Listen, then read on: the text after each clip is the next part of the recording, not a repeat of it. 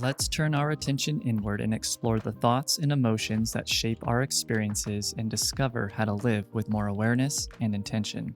I'm David Dawson, and this is Interaction. So today I am joined with Bridger Jensen, and I am very eager to get in today's topic because it is a topic that has been immensely helpful for me in my life, the use of psychedelics, but also it still has quite a bit of a stigma. There's still some uncertainty for a lot of people, and something that you've created is very unique, and I'm excited to share with people an opportunity for them to gain more knowledge about what you're doing and psychedelic use, and also just to start to help others that are ready to take the jump into something, that they have an avenue to do that. So I want to do just a brief introduction to Bridger. You are the founder of Singularism. It's home to the nation's largest and fastest growing legal psilocybin treatment center in Provo, Utah. Your work combines science and spirituality to create a powerful path for healing and growth. So today I'm really eager to just explore your approach to psilocybin and how it's helping people experience profound self-discovery and lasting change. So thank you for joining me today. Absolutely. And one thing I want to do right off the bat for people that are unfamiliar with the term, the psilocybin, how would you describe in simple terms what that is? Well, we could start by saying magic mushrooms historically. Okay. Yeah. I don't mind the name magic mushrooms. People often don't know why they're called magic mushrooms originally. But it's not just because they made you feel magic or made you feel magical. It's also because of the inconsistency. Sometimes you take 5 grams and feel nothing. And sometimes you take 1 gram and be orbiting other galaxies. And so magic was a term that was originally used for their inconsistencies, but that's part of what we're addressing, is to have consistency in the experience through good, safe, healthy practices. And so you know what you're getting, you're prepared for it. It doesn't remove the magic from it, but it definitely puts the voyager, we call them, the voyager, into the driver's seat with the experience. So, yeah. All right. So real quick, I always open up with a similar question, but I'm going to tweak that. Okay. Because the initial question I usually open up with people is, what's your current relationship with yourself? But I'm going to tweak that, is how has your current relationship with yourself been affected by psilocybin? Well, certainly it's been profound. It's a hard question to answer anyway. Yeah. What is my relationship like with myself? Honestly, it's more truthful than it's ever been. And not to say that I deliberately spent my 20s lying to myself, but more truthful in that we're all of us deceived by life. And I think it's one of these things, the more you learn there is to know. And when you realize that, you realize how little you know, and then you realize how much there is to learn. So the more I learn about myself, the more I realize I don't know.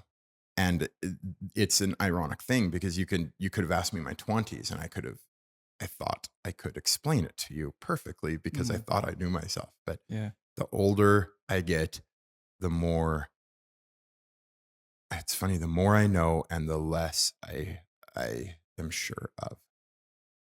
I love that answer, just because, as I'm getting older as well, especially with kids get asked so many questions all the time. And I realize, wow, I really don't know how to explain what this is. And it's a humbling experience. So what initially got you interested in psychedelics to begin with, specifically mushrooms?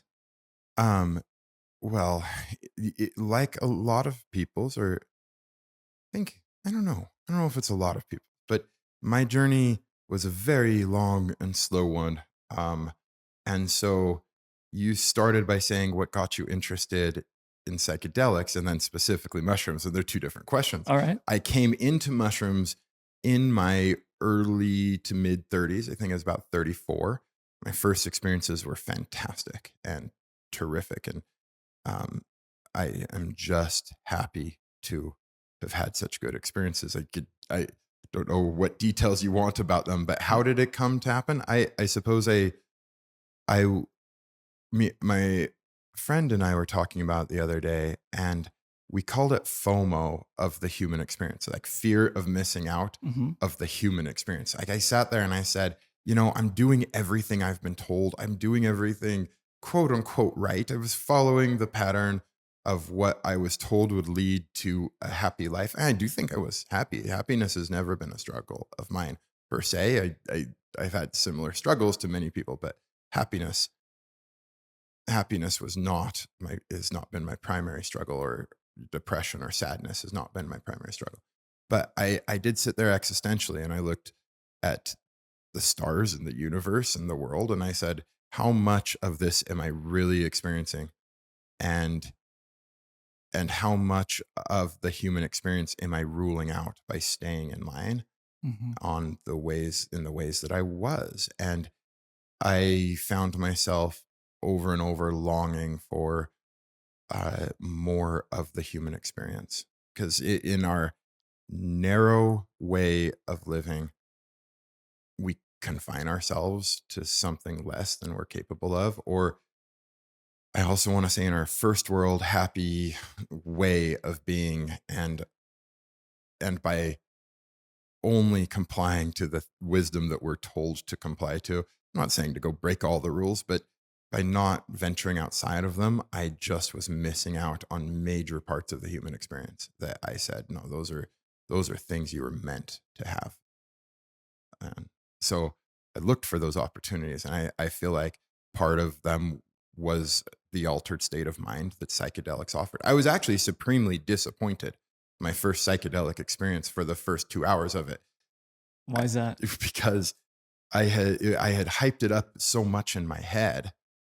And I mean, I'll tell you the story in brevity if I can. Yeah, by I all means, man. I That's what I love. so I was I, to call it my first psychedelic experience. I had a couple depending on what substance we're talking about, but this one was actually just my first cannabis experience. And cannabis in great amounts becomes psychedelic, if you're aware. It's like I'm not. it's a No, I didn't know that. cousin. Now, I didn't intend to experience great amounts of it. I was actually quite cautious. I lived in Hawaii. I didn't want anyone to know at all. I was a licensed mental health counselor, as professional, and was very afraid of it somehow affecting my career or Yeah. my life. And I just was extremely private about it. But I acquired these Maui Wowie, which is a strong strain, and I reserved a night on a black sand beach on the big island of Hawaii under an eclipse. And I was like, this is going to be it. This is going to be a beautiful experience. I was very agnostic and atheistic about my life philosophy at the time, but very open to receiving spiritual benefit. And in fact, to me, agnosticism was not ever void of meaning and purpose and spirituality, which might be an ironic statement. But to me, agnosticism was openness to that, not denial of it. And so I was open to receive. And as I sat there and smoked, I was supremely disappointed. It didn't seem to be working. And I got kind of mad. And I remember looking, I wanted to see the stars. I wanted to photograph the stars. I love photography. I love astrophotography in particular. I've won some awards for astrophotography when I was a kid and growing up, and old Oh, film. And I had all my camera equipment. I wanted to photograph the eclipse and the Milky Way. And as I did so, I got really angry. And I said, this is it. This is it. This is what I broke all the rules to do. And the stars looked completely normal to me and like nothing else. And I got kind of angry existentially. And as I was looking at them, I realized I was looking down. And when I realized I was looking down, I realized that's not the stars, that's the sand. And I picked up the sand and I go, oh, And I thought for a second, I was like picking up the Milky Way. And I was like, oh, this is sand. And they were the most beautiful, beautiful grains of sand. It looked like the night sky. And then I started realizing you should look up. You should look up. And I got really excited and I said, oh, are you ready for this? And when I looked up, the brilliance just overcame my mind. I saw the universe and the expansion. I saw the Milky Way and the sands and the water and turtles laying eggs around me. It was the most marvelous, spiritual, beautiful experience. And my anger dissipated from saying, well, this is it, and anger to like, this is it. This is it. And I just started shouting to the sky how wonderful and thankful I was to be having this human experience and interaction with the universe consciously. It was I was about 32 when that happened. And so that was my first cannabis experience. I don't consider cannabis I love it. I respect it. It's a great medicine. Um, I utilize it for spiritual purposes. I don't consider it's not something I use a lot, and it's not something I consider to be my daily go-to for sure, or even monthly. It's like it's an in between, and it yeah. So that said, my first cannabis experience was mind-shattering and beautiful. Jeez, man, Yeah. that's impressive. That was not my first cannabis experience at all. So okay, so that that is kind of your first introduction to this type of medicine of sorts. Yeah. And so what got you into mushrooms? Well, again, I just wanted to have these spiritual, connecting, powerful experiences with the earth and the universe and other humans. I think I had missed out on so much that I and I had been following the rules. I was a good human. I'm trying, and so what got me into it was research and studying and looking at it and realizing it's safe. It's harmless. It truly is. Certainly people can do harmful things on it, but people can build a house with a hammer or do harmful things with a hammer, right? And so I looked at it that way. It was for the same reasons. It was because I wanted to see what my mind was capable of, and to see myself more clearly and deeply in context of God and the universe and things that I was discovering, unsure about. And I don't mean unsure like I didn't believe, but unsure like I felt I still feel very strongly that being sure about things, even believing in things, indicates you don't know them. Belief indicates doubt, because if you have to believe something, it means you don't know it. And so in an epistemological sense, belief and doubt come in tandem with one another. They're yin and yang. They can't exist without the other. It's actually how we figure a lot out, belief and doubt, and it's how we think. But once we know something, we're no longer believing it. Those seem to be mutually exclusive of each other. You can want to know, but they are mutually exclusive. So believing in something rather than knowing it sounds like lesser of a law. But the truth is, when you believe in something, it leaves room for doubt. And that uncertainty leaves room for recovering or discovering truth and for yourself. And so that is, to me, a higher path of knowing, is acknowledging our doubts. So not a higher path of knowing, a higher path of discovery is to acknowledge doubts and to know nothing or know little, or to know as much as you can or learn as much as you can, so that you can put it in this discovery period for yourself and then decide for yourself what things we're going to live by. Does that make sense? Yeah, no, it does. I've never looked at it from that angle necessarily. Like for me, the word I tend to use a lot is that curiosity factor, where you know enough about something that you're eager to learn more, but there isn't a pride, there isn't this sense that you know it all. And so you're willing to kind of put yourself in this beginner's mindset that is allowing for you to continue to discover and to grow versus maybe in a more arrogant stance that, some people might Absolutely. get to as they become a quote unquote expert in something. And then they can use that to really then their intellect becomes a barrier for them to actually continue to That's right. grow. That's right. And man, okay, so I can go on so many different tangents Oh, on what you do. to say. So, but I'm so curious on do you feel like psychedelics is something for everyone? Um, okay. I would say not everyone has to do it and not everybody should. Absolutely not. Um, can it be for anyone is a different question than should it be for everyone, right? So I would say there aren't many people that couldn't benefit from it. It's a little bit like in Ratatouille. Remember how they discover not everyone can cook, but Oh, a yeah, yeah, yeah, good yeah. cook I can forgot. come from anywhere, Huh. right? That's it. Not everyone has to do psychedelics or should, but can somebody from anywhere benefit from it? Absolutely, absolutely. And that in part is what I have come into some degree of controversy over is that um, you know the way people know religions to be in this world is that you say everyone has to be part of our religion. If you're not a Baptist, you're at risk of going to hell because you're Episcopalian, or if you're not a Catholic, you're at risk. That's this exclusivity is never how I have seen it. I I believe some people are called to it and benefit immensely from it.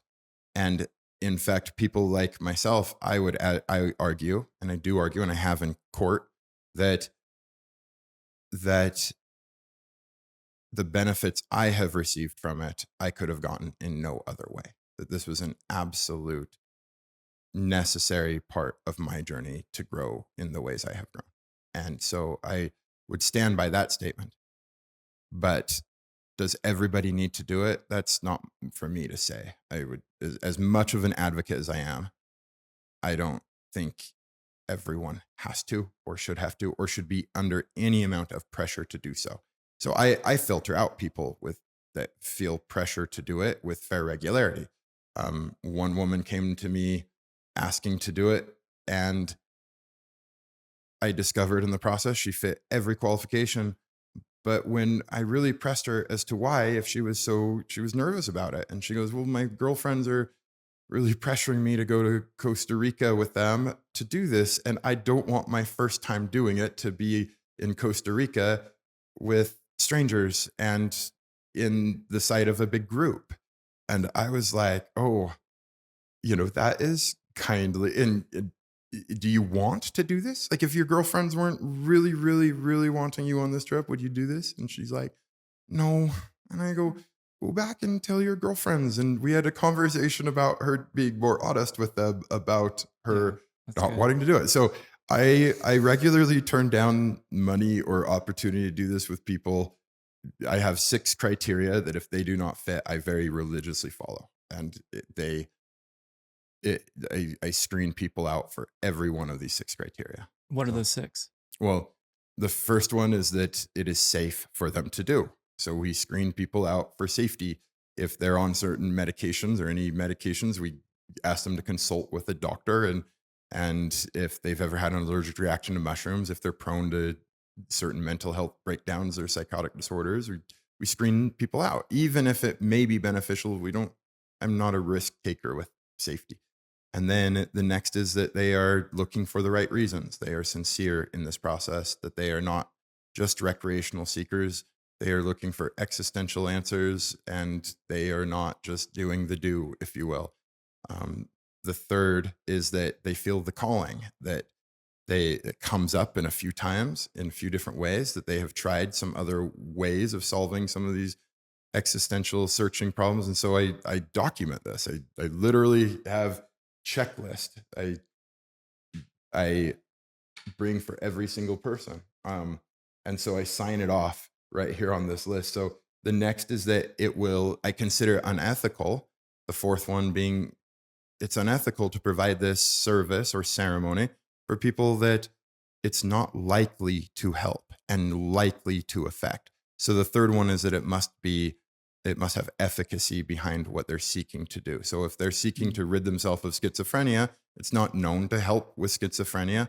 But if they're seeking to increase their creativity and their openness and their love and their forgiveness and their ability and their creativity and to experience more of the human experience, those are things that this can help with. And then the fifth is that people are committed to themselves and the insight that they have on it. So if your insight is to connect more with your kids, or if your insight is to work harder at school or to clean your garage, and that the insight you get in that moment is to better your life in these certain ways, we help you integrate and you're committed to your own insight. And the last is this something you want to do with just anyone or anywhere?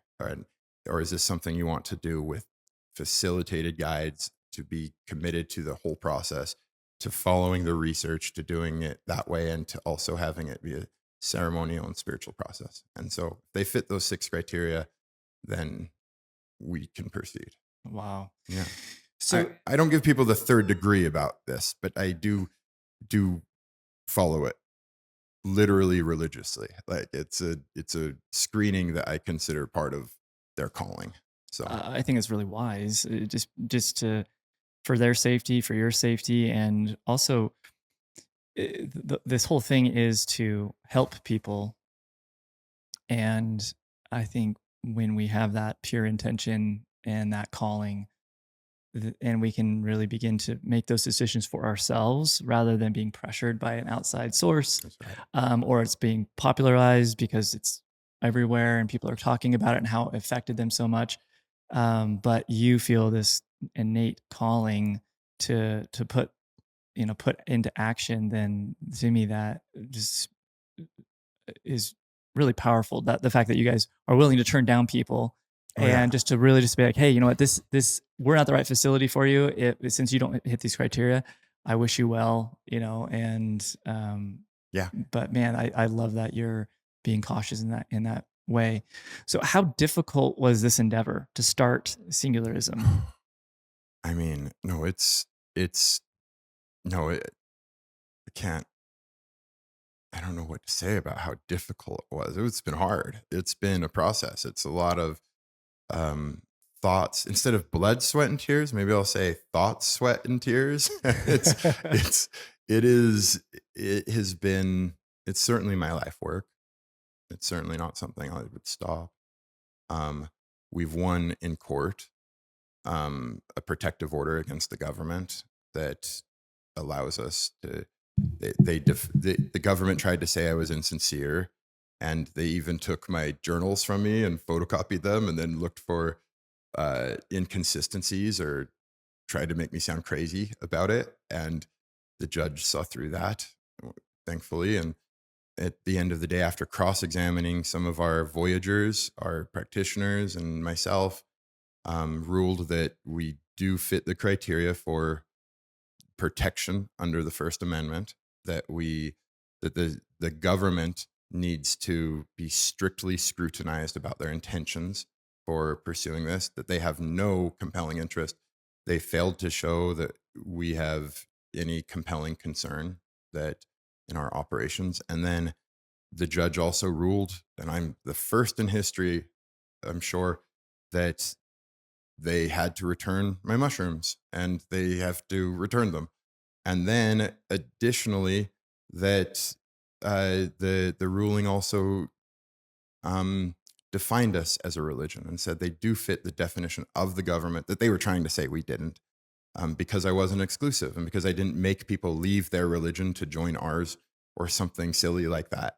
They were saying that's not a religion. Then you're just using this as an excuse. And the judge ruled that we were credible witnesses, including myself, that we fit the definition of religion, that we do have that protection. We're the first ever to win psilocybin use.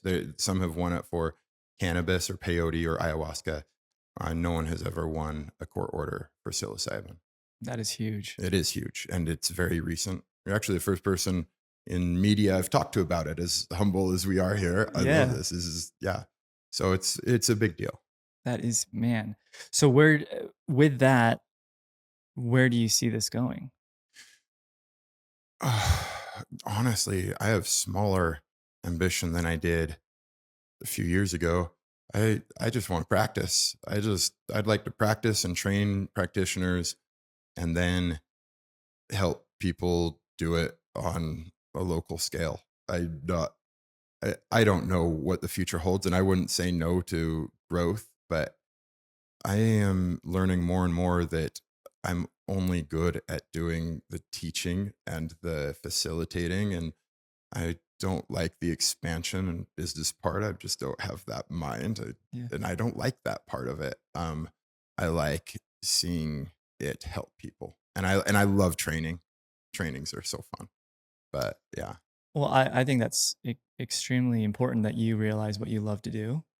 yeah, that's And the good just, part of it. Yeah. and just being like, you know what, like this other thing, maybe expansion or growth, maybe someone will, come into my life that loves to do that aspect of it. Right. And that might be a part of it, but at least knowing what you love to do and realizing your strengths and focusing on that versus, I've had this discussion with lots of people recently where, how much of our time is spent focused on areas that we're not good at, that don't come naturally.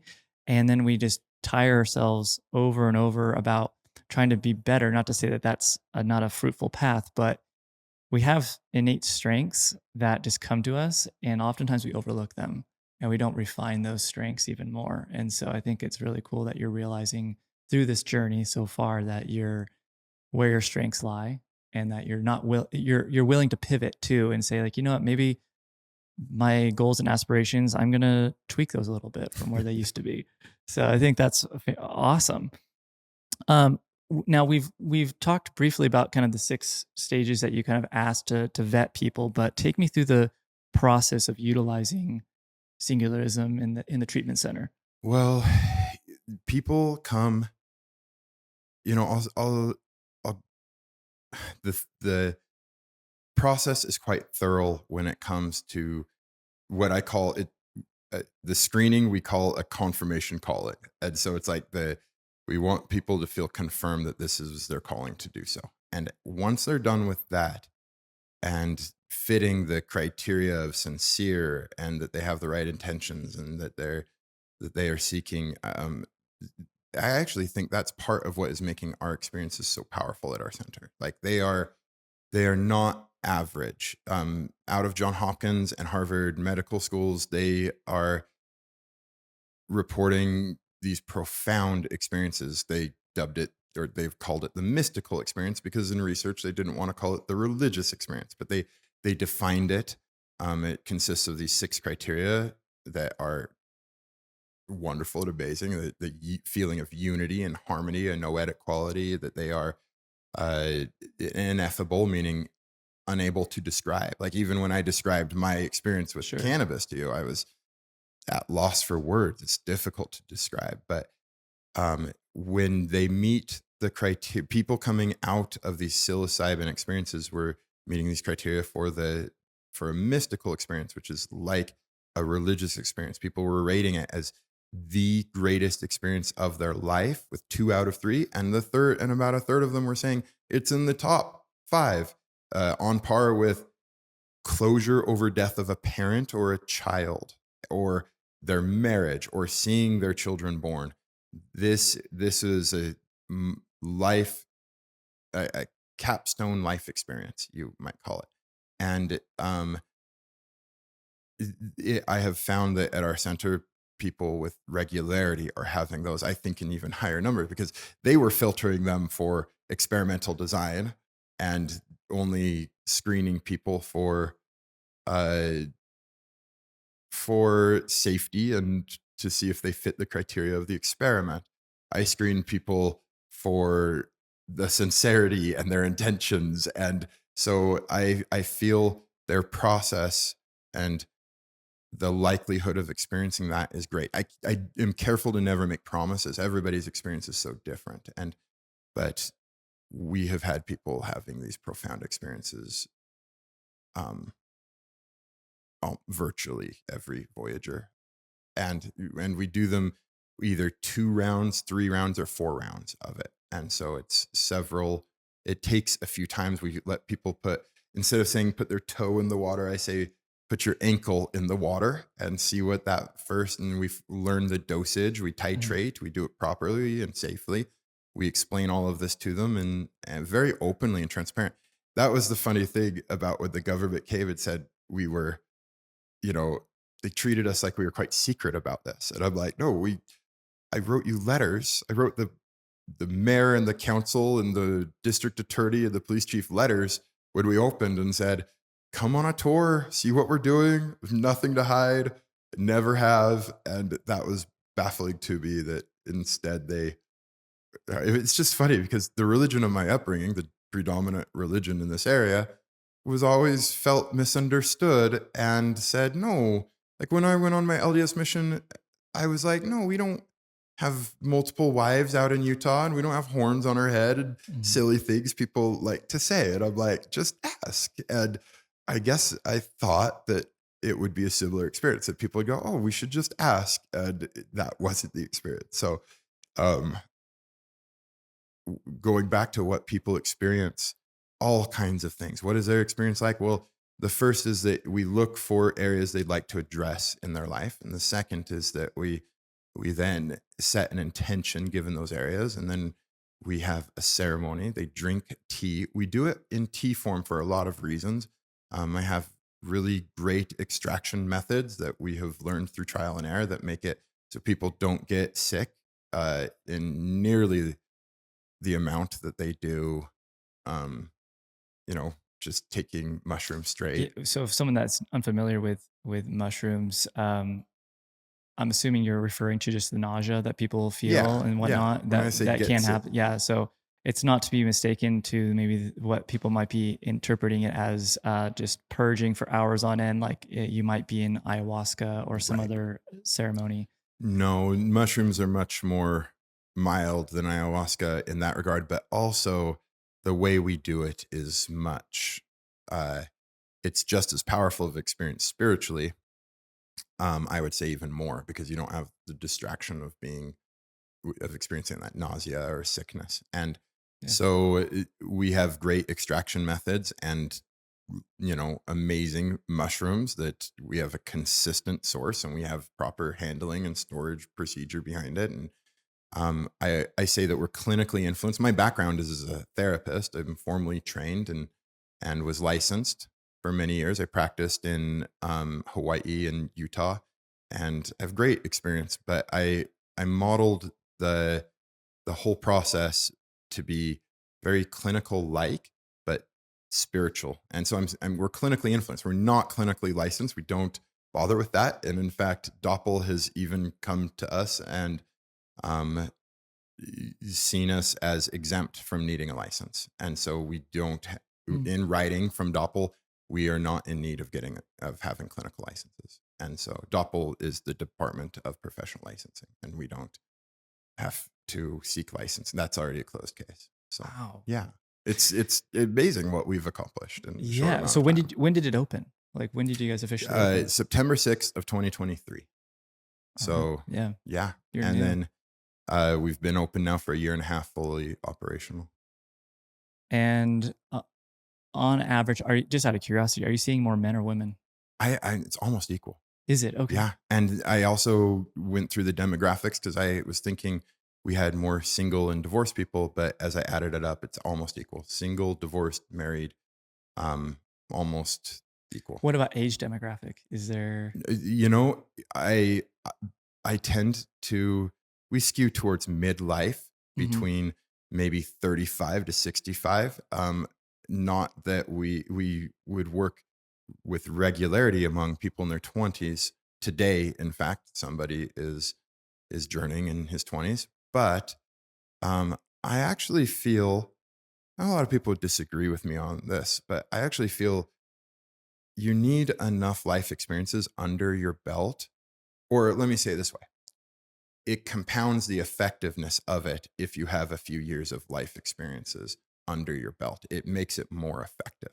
So someone in their 20s or late teens, I won't work with minors. I don't at all. I stop where the research stops.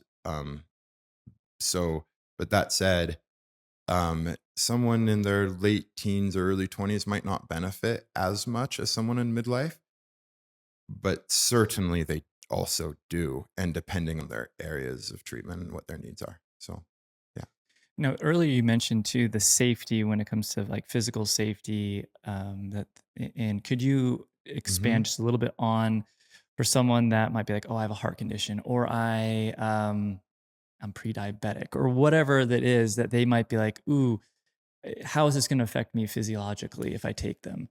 Well, first of all, if there's any question as to that, we make sure we either rule you out or we ask you to go get a clinical note or a clinician to sign off on it, because we don't see ourselves as qualified to. And another difference with us, and I find backyard shaman or like the community that does it, is I'd never tell people to stop doing your meds so you can do this. I would say follow your clinical advice first. Go with your, don't, the risk of inducing a manic episode or just reverting back, it would just undo the whole process. So I never say, go get off your meds to do this. When it comes to something like a respiratory cardiovascular issue, I'm just, yeah, go get a doctor's note, see your doctor first. I want people to come to us safely. So if they have to take medication, if they can't go 10 hours without taking a medication, um, you know, it's part of our screening, Yeah. and we'd be cautious. Not every medication is contraindicated, but like things that are antipsychotic or like lithium would be like, no, don't ever mix it with lithium. So I took all of my requirements from Oregon State requirements and a lot of my training. And then I also looked at what Utah's psychedelic task force recommended a few years ago in a big report that they made. And then I looked at John Hopkins and Harvard University's guidelines for conducting these experiments and what they rule out. And then I created the safety protocol based on that. So, yeah. Thorough. Run me through what's some of the prep work that you like to see people do before going on to, I guess, being in a journey with you. What's some of the stuff that can be immensely helpful for them, that might be interested in this? If this is piquing their interest, they might be able to start to prepare themselves. Well, okay, there's a bunch of stuff. I'm tempted to just open my notes. So can I tell you a little bit about this in my Please, notes? yeah, So please. first of all, part of what we were attacked for is they said, well, you work with atheists or agnostic people and you don't take people outside of their religion or tell them that they have to join yours and exclusive of their own, right? And I said, well, they said, then you have no holidays and you have no scripture and you have no dietary and you have no prophet. They actually in court were like, do you call yourself a prophet? And I'm like, no more or less than every other person that voyages with us. Everybody is their own prophet. And that's what I said. And that was satisfactory to the judge to say they clearly do fit the criteria of a religion. Everybody is the prophet with them. And so in asking about the prep, we write down their work as like, we write down their prep work and document their journeys as and regarding them as prophets for themselves. Does that make sense? Yeah, So yeah, we I love that. consider ourselves scribes of somebody that is the guru in front of us. So could it be safe to say that what you're writing down during their experience is scripture for them? That's exactly right. Okay. That's literally what I have put into writing as our scripture. So this one is my personal journal and it's my scripture. This one is this documented scripture of our journeyers and the voyagers that come and voyage with us. And it is their scripture for themselves. And what I try to help people understand is you don't need anyone, especially us, in between you and your relationship with God. And so when it comes to diet, I say, okay, on your journey, figure out what diet between you and God, you need to be on, or that you'd like to evolve to or be with. So for me, I decided in one of my journeys, I like, some of my friends and siblings were all like, don't eat meat, and I can see good reasons not to spiritually for people. When I searched that out, I learned don't eat lamb or veal. And I didn't want to eat lamb or veal because it just seemed cruel a little bit. And Yeah. like, I love meat. I really do. I think I would love lamb and veal, but a long time ago I decided, Bridger, that is a religious dietary need for you, is to just not eat lamb or veal. But that doesn't mean I tell other people to not eat lamb or veal ever. Yeah, you're not dogmatic in your No, approach. that's a key part of it. We are non-dogmatic. And so we have a few things that we agree on, that like we're searching for higher power, that this is a necessity for us, that this is something we need to do. But I make no claim that everybody needs to stop eating lamb and veal because I do. Then to me, that's a silly concept. Yeah. I love that you guys are utilizing the stance that I think is needed and completely truthful with becoming your own guide for what you need in this moment. Because for so long, we often are looking and listening and reading other people's discoveries and then adopting it as our own. And I think there can be wisdom in that, but then we're not then open to discovering, well, how does this fit for me right now? That's right. And then begin to adjust accordingly. And that's where then we create so much more division, so much more pride, and this inability to start to listen and see each other as similar. And so I think that this is such a powerful way that you guys are approaching this. And honestly, that's one thing that's been immensely helpful for me with doing psychedelics, is beginning to trust my own intuition. Yes. Because for so long, it's like for me and just my personality traits, I'm riding off the coattails of everyone else, thinking that they must know more than I do, Right. that they will have my best interest, and also that they are just, because they know more, they must be smarter. So therefore, I'm just going to follow in their footsteps. And for so long, again, kind of going back to your statement about I'm following all these rules, but I'm not feeling like I'm experiencing life to its fullest, or I'm not as happy. And so I think what's beautiful is this offers an opportunity for us to tap in for a brief moment to gain this information that can be immensely powerful to then use as an anchor as we begin to move beyond and integrate what we've learned in that experience. That's right. So that you've got it. That's the approach. That's what we want to do, is help people have their own relationship with God, help people invent their own religion that they want to follow, and to follow that. And under a few principles like that I do actively teach, like, okay, treat others well, do no harm. Our mission revolves around alleviation of suffering within our scope, what we can do, and beginning with yourself. And so we have a few principles like that, but we consider it non-dogmatic, not rule-oriented. We never tell people how to go to heaven. We never tell people that there is a heaven in the conventional way of seeing it. Those are things you need to decide for yourself.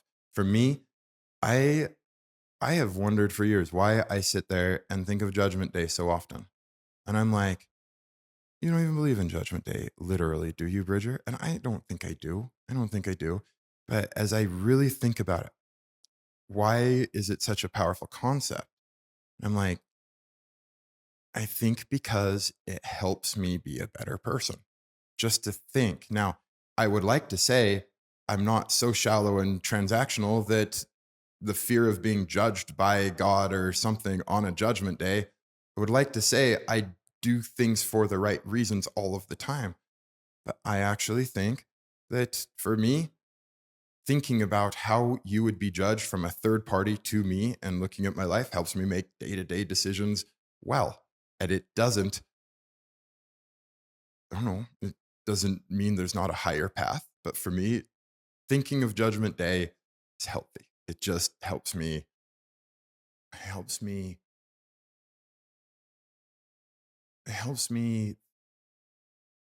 think of it objectively from a third party, what decision it would make if I were in court and could defend this decision in heaven.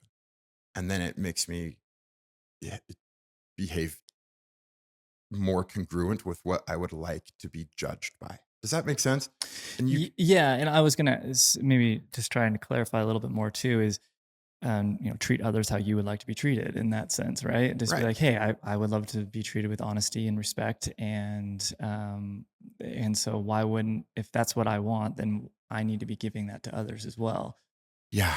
Modeling that behavior. It's just like being a father of two, I'm learning more and more. My kids will not pick up on the words I say. They're going to pick up a lot more on my actions and mimic that way more than anything Then that I your words. say. Absolutely. And so for me, and if you believe in karma or whatever, but yeah, if you're putting out more goodness in the world with that intention, not to um, manipulate people, but like I'm genuinely wanting to put goodness out there, that I'm going to receive that back and have the trust that that is going to be a much more fulfilling life when you begin to do that.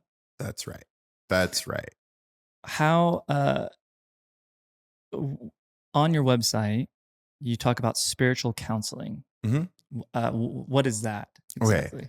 I'm glad you asked. So counseling is a practice.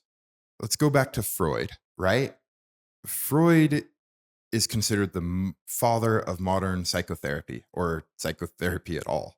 And immediately after Freud was this whole contemporaries that followed him, including, you know, you could look at Eric Erikson and you could look at Piaget and you could look at the behaviorists, the humanists, and the psychoanalysts. Those are the three big groups that were immediately formed a generation after.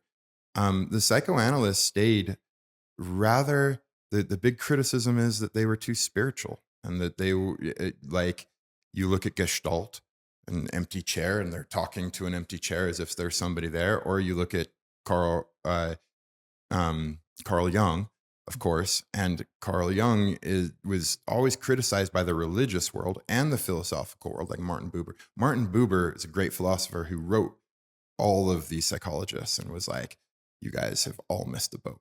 But he wrote Carl Jung and was like, you're too medical to be spiritual. And at the same time, Carl Jung was receiving huge criticism from his whole medical community that you're too spiritual to be medical. And I really identify with that a lot. Over the years, counseling has become increasingly secular, and to a point where it has lost a lot of its original effectiveness. I think the whole world has gone secular for good reasons that it evolved that way, because there's some good reasons behind separating all of our businesses and our government from spiritual beliefs and church, and that enables freedom. But at the same time, in counseling, we lose a lot of the effectiveness by not endorsing people's spiritual side. And people are wandering the earth all over in our first world countries and going, where is our meaning and where's our purpose? And depression, why are we depressed? I've got a job and a family. I'm doing things right. I have meaning in my life, but no happiness or spirituality. And I think a return to spiritual counseling. Now, I'm not the first to call for this. There's great books about spiritual counseling, and that counseling should be seen through the eyes of whoever is in front of you, and that you should endorse and embrace their spirituality. And that's what we do. Spiritual counseling, the way that we practice it, is not, hey, I know how to clear your chakras or how to resolve past life regression, or I know how to. It is the opposite. It is, tell me what you believe, what you'd like to ask of the universe, or tell me what how you feel you can resolve your problems through your spirituality. And rather than challenge that, we work with it and through it. So to our sessions at this place, people bring their rosary beads, people can bring their uh, crystal balls or their tarot cards, and people bring with fair regularity their patriarchal blessings and read their patriarchal blessings in session. Like LDS people Mm. put a lot of weight into, and I am happy for that. I want people, and incidentally, since we're talking in Utah, that's the predominant religion here, right? Yeah. I work with lots of LDS people, active LDS people, and and we've not found it to be challenging to their faith. In fact, we are faith affirming in whatever faith people come to us with. So I'm happy, not counterculture at all. I'm happy for people to be LDS. I'm happy for people to be Buddhist. I'm happy for people to be Catholic or Wiccan or whatever they want. I just want them to be closer, or agnostic or atheist too can experience this. I just want them to be more aware and to know themselves better and to live in greater congruence with their own intentions and their highest intentions. How do you feel like if this, I've heard this before, how do you think it would help politics if someone were to, in politics that, what do you think the effect would be? Just, just for a fun little question. It is a fun little question. Um, I don't know. I'm not gonna. It's hard for me to speculate on that because I have a few answers, and one is I highly suspect that it's already much more in politics than we would think. Groups tend to make a more conservative decision together than they do alone. I can tell you this: one politician that was opposed to the psilocybin bill, adamantly opposed to the psilocybin bill, um, also knew very well a Voyager that came to me. And so I was up on the hill advocating, and this person was really in the way deliberately and actively, and even said some negative things about me personally. And then one of their good friends came in a few months later to voyage with me, and I don't want to say their relationship, but they were very close and worked well with each other. And he told me, I said, "Oh, that guy you're working with that particular politician?" And he's like, "Yes." And I told him I'm doing this. And I go, "What did he say?" And he goes, "Oh, he's all for it. He's completely for you doing this." And I'll tell you something about the people on the Hill.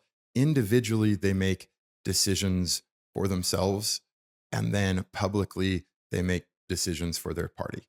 And it Mm. seems like hypocrisy, but I think politicians, like a lot of different groups of people, learn to live with, okay, this is my work life, and compartmentalize. This is my work. This is my. So I would love to say if everybody did mushrooms up on the hill, we would we would all it would be legal tomorrow. I have a feeling that this group decision is a machine that they are all compliant with and that they help put together. Does that make sense? Yeah, no, it I does. would love to say it'd be a big revolution, and it might be. Um, Certainly that's not all of them, but yeah.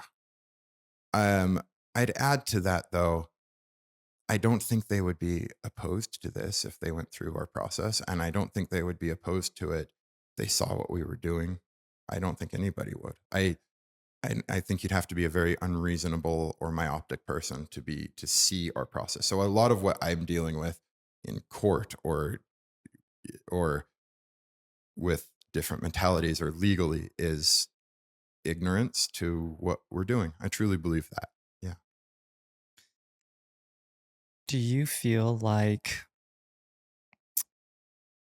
a big fear that people have with utilizing psychedelics is they will realize or possibly realize that their stance or their view on life is different than what they've been holding so tight Yeah. to an ideal that when they begin to open up their mind or see it from a new angle, that then they would have to pivot or change, or it might poke holes into their theories. Do you see that often? Yes. Okay, let me think. Like, yeah, it does. It absolutely can and does. And that's actually part of our disclosures in our waiver is like, here are the benefits. It can change your life. It can make you see things in new ways. And here's one of the potential, you know, disclosures that we make is it can change your life and it can make you see things in new ways. And so I, I have, I haven't often seen people drastically change their faith from it. I'm, like I say, faith affirming and happy for people to change their faith, but I have seen it. And I don't consider it something that instantly changes that. Some people do. I haven't. That hasn't been the case. I think that that might also be increased when you're with a guide or person whose beliefs are that way. I think you're more. Let me say it this way: you're more likely to be selected because of your beliefs already. If you're sitting down in front of somebody that's deciding if you're going to be their guide or facilitator, and you go, okay, I'll help you with past life regression. Well, anybody else with that will sit down with you, and you're more likely to work with that population of people that like that. And so I think a lot of the filtering is done before they ever swallow that. Does that make sense? Sure. And so a truly open process, yeah, it is. But I'll add to this. I have seen it's you know how I said a minute ago Carl Jung was never scientific enough for the medical community and never religious enough for the religious community. I feel that I am never post-Mormon enough for all the post-Mormons out there, and I am never Mormon enough for all the Mormons out there.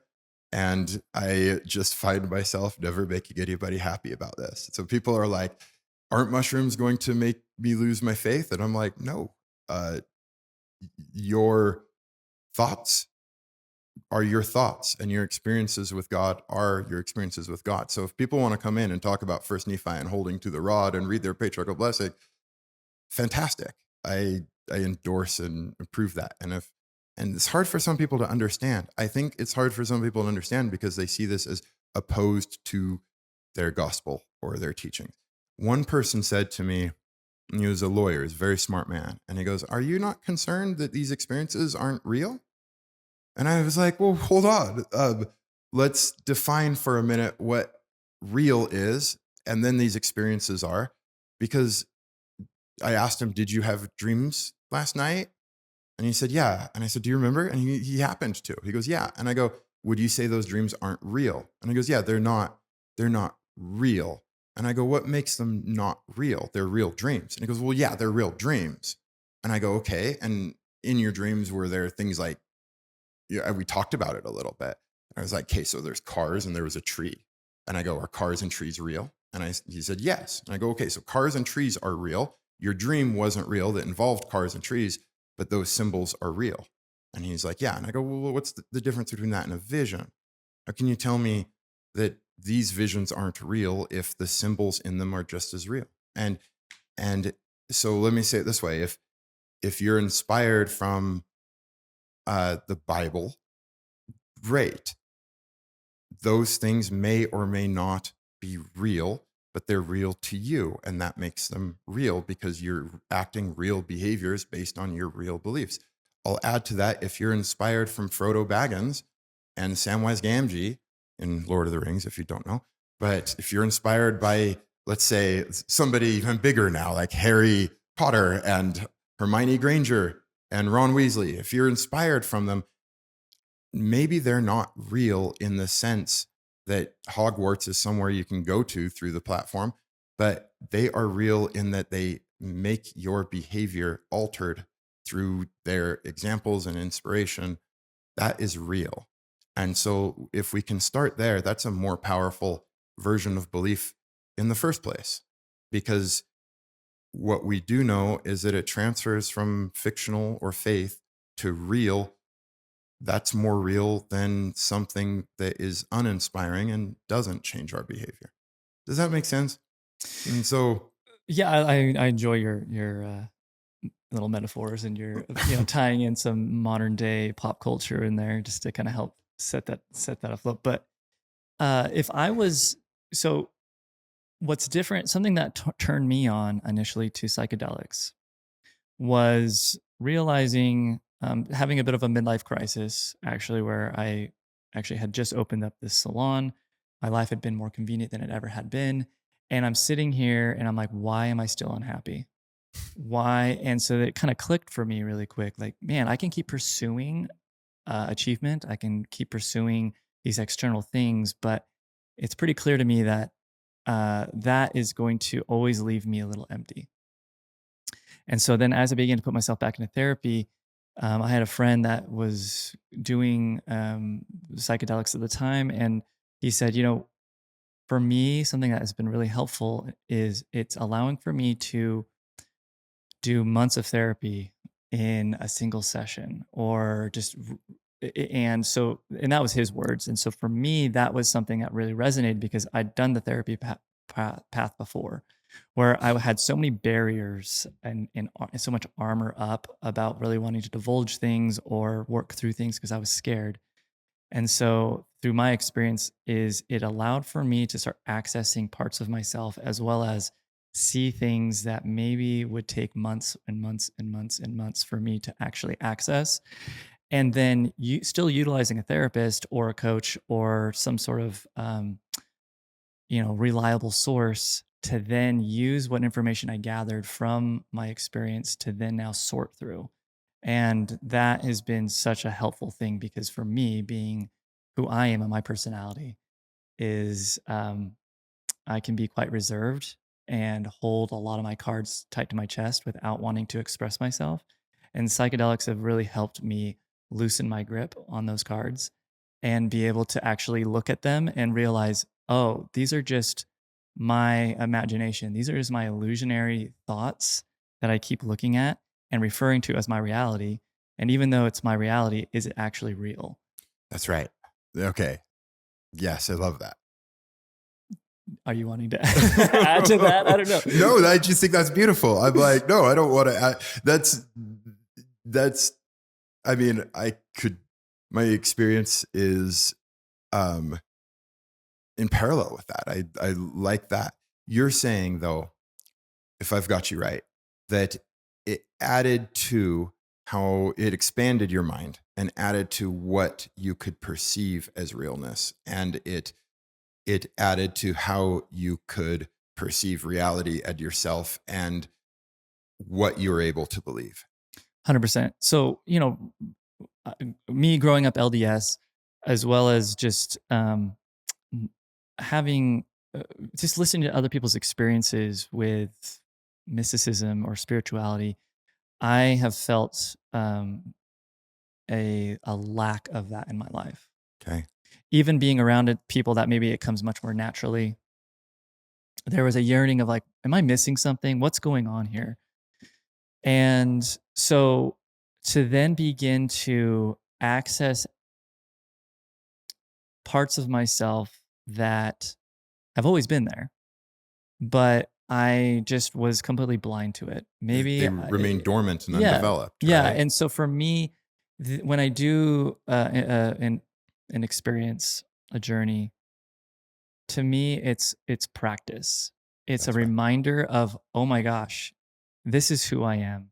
This is, I'll get downloads, it's never been a magic bullet. It's not this thing that I am completely changed everything in my life. No, it is this way of, as a catalyst, to begin to just, I guess, remove all the layers of clothing that I've put on that have dimmed who I am for so Yeah. long, Yes. and then allows for me also to extend that outward and be able to be much more tender with myself, to see kind of my own blind spots, but then also to have more compassion towards others because I couldn't see my blind spots just as much as this person can't. And so how do I now begin to just soften around others and humanity a little bit more? That is excellent. That's an excellent question. And it sounds like it. I mean, what was your answer? How do you do that? How do I How did practice? it soften so that you could be more yourself around others in ways that, It's been really fascinating. I've always been a very emotional person, but I've had my own issues around masculinity or my misconception of what masculinity is, and just having fear of not being masculine enough, especially just stature.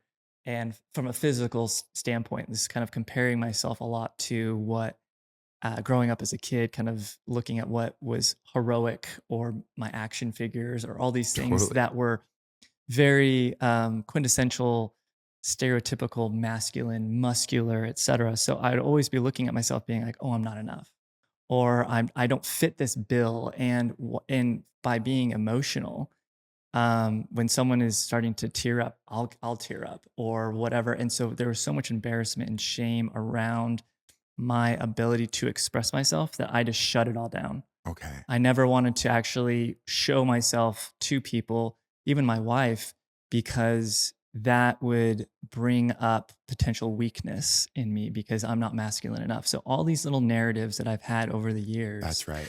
that have really been damning to myself and also not allowing for me to show up more fully to those around me so that we can all benefit from it. And so, as I've begun my path and utilizing this as a tool, it's a tool. It's Yeah. not. It's not. The full answer, but using this as a tool so that I can begin to love myself, learn how to love myself a little bit more. Yes. And then by learning how to love myself a little bit more, I can extend that out a little bit more too. And it's just this constant ev- evolution, and it I know it'll never end in this life, and I might not reach a point of nirvana or anything like that. I don't that My point is I'm enjoying I want to enjoy now, and a big part of why I've done this is I want to feel alive, and part of feeling alive is to feel. Oh, th- there you go. There you So, go. and by not feeling for so long, it's caused me to completely shut down. Yeah. That's right. I And mean, I and I that's see and I see understandable. how people in their mid-30s tend to realize, "Man, I have been achieving and had this, I really want to be oppressive for to attract a mate or to provide for a family or to, do what society has been telling me to do, which is produce Yeah. something." And we realize so quickly, like, that is a never-ending task. And often it is fueled by fear, it is fueled by our lack of feeling enough, and that somehow deep down that we're a failure. And what for me, these moments in medicine journeys and stuff like that is it dissolves a lot of that. It it dissolves those the constructs that we live by, that we are so we are incredibly hyper social beings. It is hard to overstate how social we are in contrast to other animals, certainly even more than most mammals. And what I mean is we're born with very little instinct at all. We can't even live for the first few years we're born. So every single thing we know, we learn from others or virtually. There are very few things. Carl Jung said, people don't have ideas have people, meaning we are not thinking for ourselves very often. Even our thoughts that we think and we can rationalize and argue and we can reason with and we can debate up on the hill with, or in politics, they're usually not our own thoughts. We are repeating and regurgitating wisdom on the constructs that we learn from others. And what you're talking about is I learned how to I learned that the identity I should be aspiring towards was from action figures from your childhood and from perceptions and things people told you, and that it was crushing you, and that in the end it was collapsing you because you were engaged emotionally. And and in your case, and I think this is absolutely common, but not common like takes away from your experience, but everybody's experience is individual, but a unifying factor behind them is that for a few hours, it removes the constructs that we constantly live in fear under. And those constructs, we can then see ourselves without our fears. To see our life, the value of being able to see your life or yourself without the fears that we incessantly live under, so much so it's hard to overstate, and we don't even know the extent. And people are like me, I'm like, I'm not a super anxious person historically. I just wasn't, anxiety wasn't a big part of my life. But when I experienced this, and my ego, and not just ego meaning how I see myself, but my ego in that my very consciousness and how I see myself as a mammal and as a male and as an adult and as a parent and as a father and as a son all drifts away. And you're able to just see for a few minutes what it feels like to just be a conscious being without these constructs. And that is what the ego disillusionment is. That's what ego death is when you can truly see your life without those constructs, or to see the universe. It's not even you. So when I returned from one of my deepest journeys, I get shivers when I think about this. I remember I had been in this place where there was no I. You couldn't think in the I. I had been in this place. I'm happy to tell the story someday, but it's a sacred story to me. But I had been in this place where you could only think through the space in the room. You could only think with everyone that was there. And everyone isn't even the way to say it. The matter that organized this room, you could think in cognition with them. And when I returned, I remember thinking, oh my goodness, I am kneeling in front of my vanity and my tears are falling off of my face. Mm-hmm. And that sentence formed. And I said, my word, it's so hard to not be selfish. Like those thoughts were selfish to me, that I would see this as my tears and my floor and my vanity and my carpet and my body. It was not. I had come back from this place where there was no I. It was a collective oneness of all things. And so these constructs you're speaking to, having them drift away and seeing your life without them for a moment is a capstone experience, at least in my life and many others. Yeah, I would add to that, and it's such a present. And something I want to add too is all of these constructs that had led me to this path of starting to just kind of look inward, and has been also a tremendous gift, Yes, right? Because so yes. often we just kind of shun these things and point the finger and look at them as just such a bad thing. But also, it's like, man, by asking like who I am, that allows for me to start to turn inward, and what a gift to be able to do that. Right. And And why how wouldn't you welcome the opportunity to examine these things and to decide for yourself if you believe in your religion, or decide for yourself if you truly are thinking for yourself, or what you truly are on the inside. Like, Mhm. to decide that is true freedom. That's worth fighting for. That's why. Yeah. And that's the things what's so important for everyone to figure out something that calls to them from a, whether it is yoga, whether it's meditation, whether it's, martial arts, or potentially psychedelics. And you can combine all those things too. But whatever's calling to you, start moving in that direction. Just start. Yeah. And you won't ever regret starting something, in my opinion. You'll always regret what you didn't start. Yeah. And so, something for someone that's unfamiliar with psychedelics, specifically mushrooms, how long does a voyage or a journey last?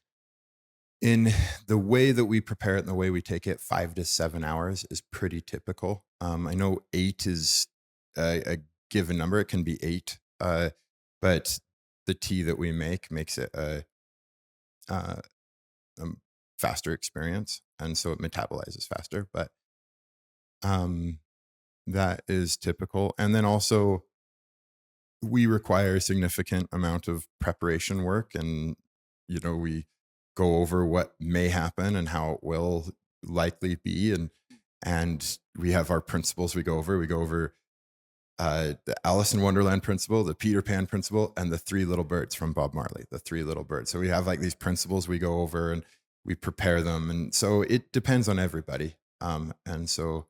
Could you tell what those principles are? Do Sure. you mind sharing that? Okay. Sure. Do we still have time? Yeah, we got. You see, what some happened time. to me is when you were telling your story, I'm like, why haven't I been listening to him a lot more? I'm like, I've got to hear those stories. That's no. the This good is stuff. this is a collaborative experience. Well, the three little. Let's start with Alice in Wonderland, okay. And that is that when you are in this mindset, if you see, so when Alice falls down the rabbit hole, first of all, she didn't try to climb back up. She landed in the rabbit's den and engaged. When she saw a door, what are doors for? Doors are for opening. You open the door. When you see a window, what are windows look for? Well, looking out. And when you see a mirror, you reflect in it. And in this place that we help people have these mystical experiences, we want you, if you have a thought of your estranged uncle, we want you to think about that. If you have a thought of your upbringing and traumatic experiences, we want you to not avoid that. We want you to engage in what comes. So the first, call it the Alice in Wonderland principle. The second is the Peter Pan principle, and it's actually more like Hook. Remember Hook? But the movie Hook? The movie Hook. All right. There's this beautiful scene. Robin Williams is a lawyer and he's living with these lost children, the lost boys that are just little hellions to him. And they put out a big feast and they start pretending that there's food on the table. And Robin Williams is like, the fuck is going on? Yeah. Can I say that on your podcast? You can say anything he's you like, want. what the freak is going on, right? Because Yeah. we're in Utah. What the freak is going on? And he's like, I want a cup of coffee. I want a loaf of bread. I want a steak and eggs. And they're like, no, this is what we have. And it's just steam.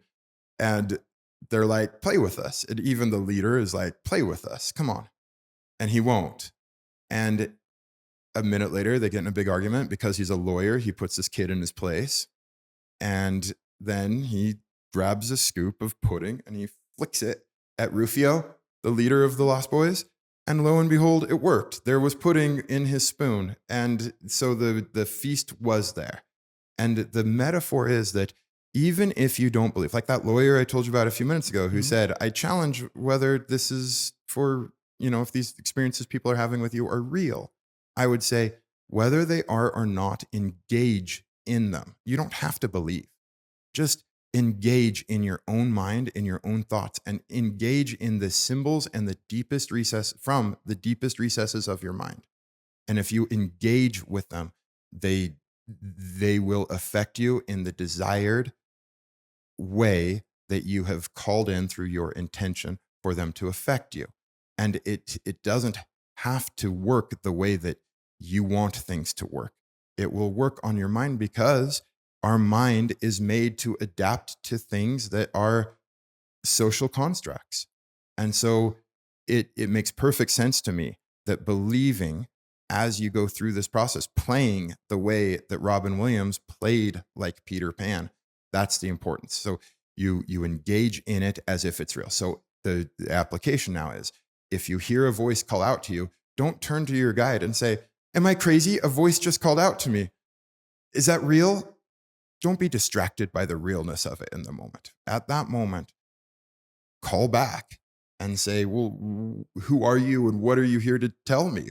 Why would you appear? And if it is from the deepest recesses of your mind, definitely don't ignore it.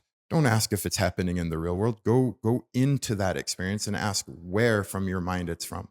That includes, though, also if it is a scary voice or a hard voice, or remember these things are from your mind. And just like, okay, so that's the hook principle, is to engage and play. We call it children call it make believe. We call it play believe. Play with it and engage it. And then the Three Little Birds is so simple. It's Bob Marley's song. The three little birds were on his doorstep, singing sweet songs of melodies pure and true. This is my message to you. And the birds saying, don't worry about a thing, because every little thing is going to be all right. And that is the message. If you do see scary things or you have hard thoughts, all you have to do is lie back and remember the three little birds say, don't worry, the time will pass. Because even if it's not passing in your mind or you're having a hard experience, and can we just pause for a minute and talk about hard experiences? Sure. These hard and scary experiences are part of what we want to prep people for. And in fact, in the research, they are the most therapeutic. They are the most beneficial journeys that people go on. Feel lucky if you have a difficult emotional journey. That is the one that is more likely to benefit you than any other. And so we want, but during them, we never induce difficult journeys. That's not what we're trying to do. We do it, we take every action we can to make them comfortable and pleasant. But we aren't afraid of them when they come. And when the time, if that moment comes, a difficult journey in the research is defined as 45 minutes or more of intense feelings of negativity or survival emotion, like sadness or feelings of worthlessness for 45 minutes or more of a 5 to 7 hour journey. Now, that being the definition, if those moments come, to lay back and to just remember, all I have to do is lay down and let time pass. And even if it's might be like an elevator where you don't feel it moving, but you come out in a different place. And you That's a good will, analogy. yeah, right. It's like, yeah, it's like an elevator, and you might feel like you're still, but the doors open and you'll come out at a different place, and you'll be better off than ever before. So, yeah. Thanks for explaining those. If someone is listening and is really interested in finding out more information, Mhm. where can they find you or the clinic? Where's the best place to look you guys up? Is it through Yeah. social media? Is it mainly just through online? Psychedelic therapy journey.com or just singularism.org. They essentially run to the same website that consider these to be a singular mission between them, or a unified mission between them. One is singularism doesn't always tell people what the organization is about. So psychedelic therapy journey helps with that. People have challenged whether I can use the word therapy or not. And I have directly communicated with my lawyers and the Department of Professional Licensing about that. And yes, we can. We are religiously exempt and can utilize all the words therapists can use. And so while we are, again, clinically influenced, we are a spiritual process and help people have these spiritual experiences through a clinical protocol. And I love to end on this question because to me, it gets me inside your head a Okay. little bit. Yeah. But from your perspective, what do you hope someone listening to this episode will take away? I would say everyone can experience the divine, and to pass on the human experience without attempting or trying, that's a tragedy to me, is to say I don't want to explore all that my mind is capable of. I suppose, let me rephrase that. That's a projection of mine. I suppose that's, some people may never want that, and that's all right. But for those that it calls to and that want to experience the divine, or that otherwise want to resolve mental health issues utilizing this absolutely effective medicine that can has literally been shown that does no harm on the human mind, so long as they go through the screening. Never, there's not one case of people overdosing and dying from psilocybin. It's not the case. If you look at research, it's virtually impossible to. Um, so I would say this is a fantastic way to engage with that, and that everybody's entitled to that. And I want to say it's a humble ask of the universe to turn to the universe and to ask for it to. Well, I'm not going to say that I think that the universe takes immediate interest in in like the affairs of men. What I would say though is men should, if there are shoulds, but take great interest in the affairs of the universe, and we are part of the affairs of the universe. We may be the universe experiencing itself. We may be interacting with it in the way. I think it might be an overstatement to say that we are a gift to the universe. It sounds arrogant, but what I would say is the universe came up with conscious beings so that it was conscious somewhere. And I think experiencing and interacting with the universe in the way that the universe has given us methods is a sacred experience, is an absolutely human experience. And it's something we should not miss out on it if we have that opportunity. What a great answer. Bridger, I appreciate your time today and coming in and sharing what you're doing. And I hope that you have the most tremendous success and that anyone listening, I highly encourage, if this is something that resonates with you, please look into it because it's incredible. Well, thank you. Yeah. Thanks so much. Yeah.